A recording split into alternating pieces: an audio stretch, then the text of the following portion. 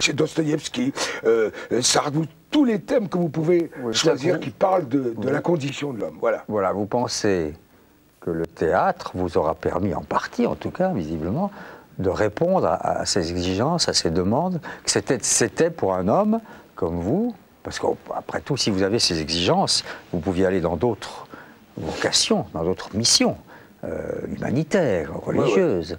Non, vous avez choisi la scène quand même. Oui, l'écran, le paraître, hein, le monde du spectacle. Oui, mais je peux vous dire quelque chose, sans abuser de votre gentillesse. C'est... Écoutez, vous savez ce qu'il est écrit dans les évangiles. Ferme ta gueule.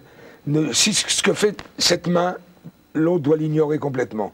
Si vous voulez, au-delà du spectacle, ce qui m'a inspiré, et à qui je rends hommage, et évidemment, je suis attiré, et j'essaye d'y participer à ma manière, ils le savent. Ceux qui sont responsables le savent. Amnesty, UNICEF, le Secours catholique, le Secours populaire, les Médecins sans frontières et tout ça. Je veux dire que tout ce qui appelle, tout ce qui... Vous pouvez pas... Alors que ça serait merveilleux de ne rien voir, peut-être, je ne sais pas. Mais c'est dans le monde dans lequel nous vivons, on est en état perpétuel les chroniques d'appel au secours. On est aussi, quand on s'appelle Robert Hossein, pardon, et dans sa jeunesse en particulier, encore une fois, je vous ai bien lu, on est sujet à de très fréquentes dépressions. Le mot dépression revient très souvent chez vous.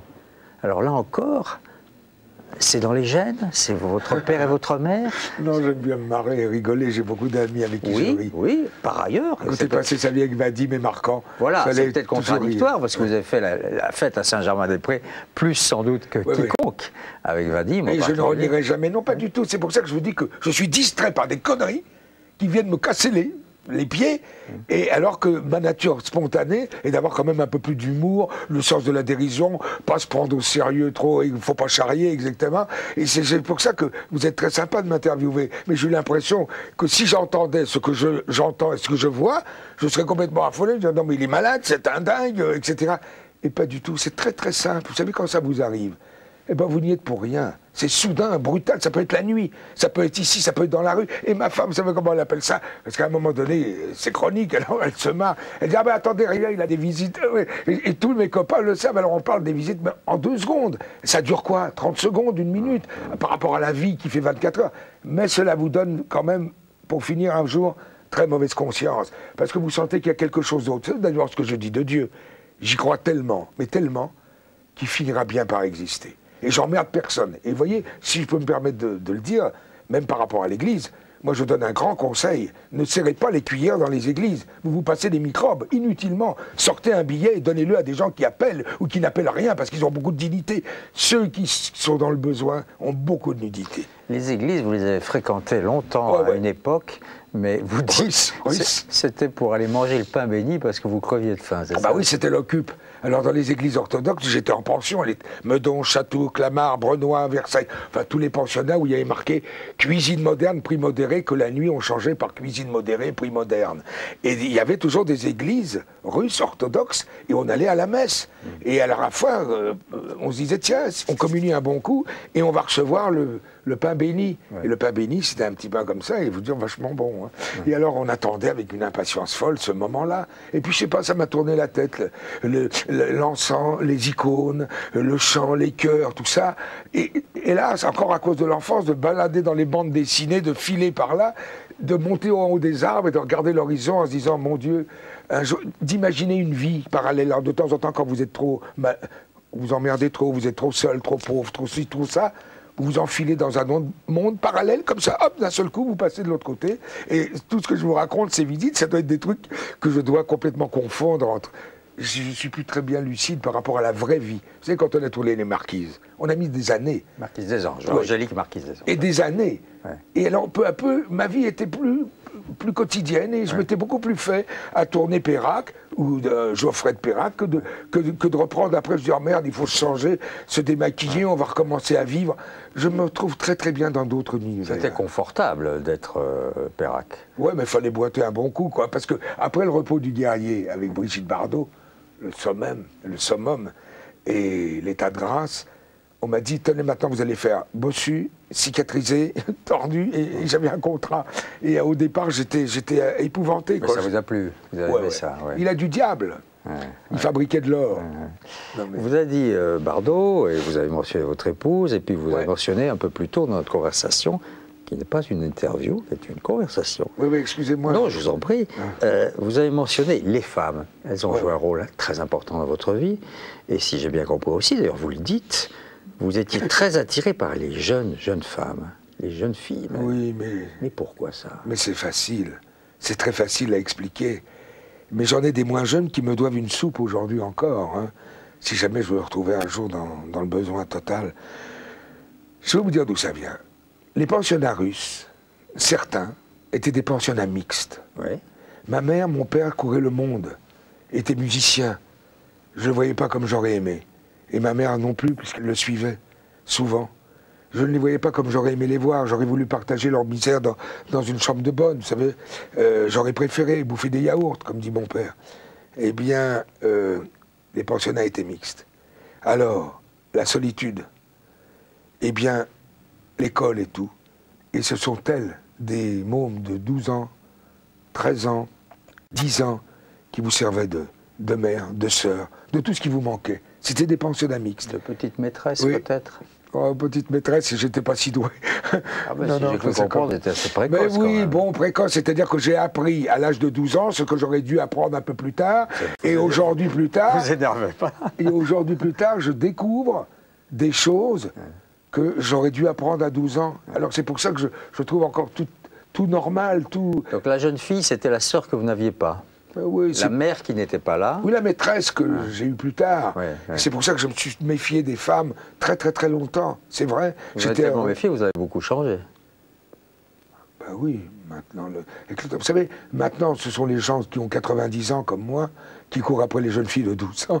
Et moi, au contraire, j'ai retrouvé complètement une plénitude parce que j'admire beaucoup et je n'ai que des rapports... Mais enfin, c'est pas vrai. Il y a des souvenirs et des nostalges. Vous avez encore, j'en plaisante avec ma femme, vous avez encore autour de nous, par exemple dans Crime, il y a plein de jeunes comédiennes qui sont autour de nous, mais c'est complètement théorique, c'est complètement platonique. Vous avez quand même beaucoup séduit et beaucoup vu séduire, non? Je dois beaucoup aux femmes, elles m'ont beaucoup aidé, c'est vrai. Depuis mon enfance jusqu'à... Vous savez, j'ai une enfance un peu étrange quand même. Alors, depuis mon enfance jusqu'à aujourd'hui, je leur dois tout. Et je leur dois tout et encore plus.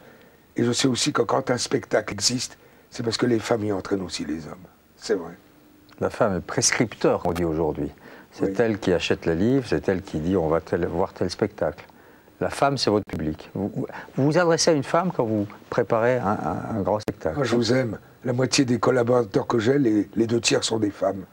Toujours. J'ai une totale confiance en elles parce que elles sont prodigieuses d'abnégation. Elles vous donnent tout ce qu'elles ont, elles vous aident, vous pouvez avoir une confiance totale. Sauf si vous avez une histoire sentimentale avec une collaboratrice, femme ou une actrice. Ça, c'est très difficile. Il faut s'abstenir. Je conseille à mes copains, s'abstenir le jour, vous rentrez en religion, le jour où vous commencez à monter, à répéter.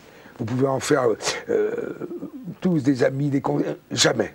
Il faut s'abstenir de tout rapport autre que celui du travail. D'ailleurs, je vais être très sincère avec vous. Un jour, une jeune fille est venue, je raconte aussi, et elle m'a dit, j'ai 17 ans, 18 ans, je vous admire tellement, je vous admire. J'ai dit, ah oui, bon.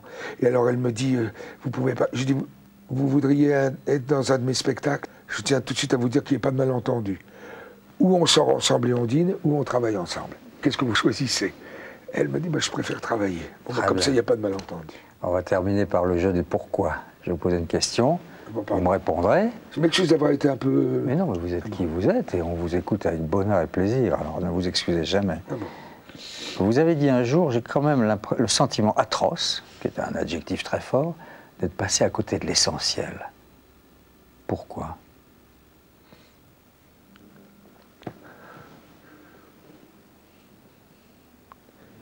Non.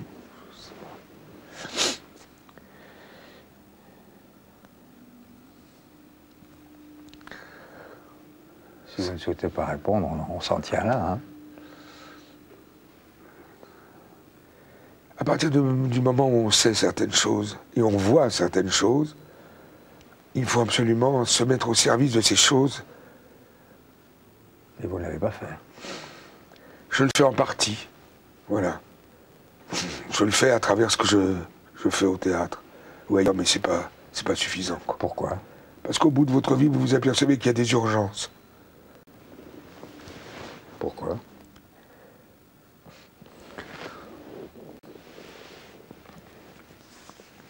J'ai l'air complètement ridicule parce qu'il y a des choses que n'importe quel individu, c'est par exemple quand on vous dit ça faut pas le dire, ça faut pas le... Mais c'est fou. Moi par exemple, je crois, alors je le gueule partout. Pourquoi se taire? Ben parce que vous avez tout à coup le...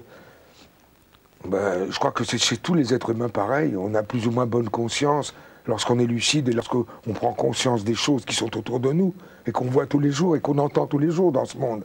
Alors fatalement, on est plus ou moins concerné, plus ou moins interpellé surtout. Et alors on essaye de ne pas trop tricher si on peut. À un moment donné, il faut ressembler vaguement à ce qu'on dit, mais à partir du moment, il faut le tenter aussi. Je vais être très sincère avec vous. Si j'avais le secret des pains et des poissons, je serais déjà sur la colline et sur la route, je vous le dis. Mais, et alors là, à ce moment-là, j'entends une voix qui me dit « c'est faux », parce qu'il y a certainement des tonnes de gens qui viendraient avec du pain et des poissons.